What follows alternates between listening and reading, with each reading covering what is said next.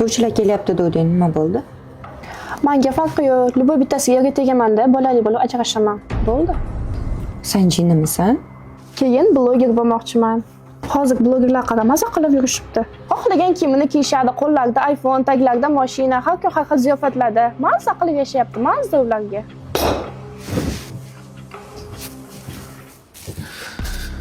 Xo'p, keyinchi? Nima keyin? Siz kimsiz? Ijtimoiy tarmoqda, Instagramda usti yaltiraq, ichi qaltiraq hayotga ishonmang. 90%ni qo'lidagi telefoni, minib yurgan mashinasi, yashayotgan uylari ham kredit. Siz o'sha havas qilayotgan blogeringiz bilan borib 3 kun yashab ko'ringchi, qanchalik baxtsizligini bilasiz.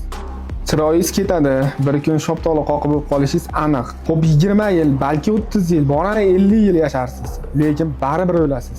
Nikohda o'yinchoq qilgandi, erdan norozi qilgandi, aqda nima kutyapti deb o'ylaysiz? Sizga shu 5 kunlik dunyo muhimmi yo oxirat? Unutma ey inson bu foniy dunyo, bo'lma razil tushda massan bu ro'yo. O'ylaysan hammasi yaxshi deb go'yo, sen sabab yo haq yo nohaq bu dunyo.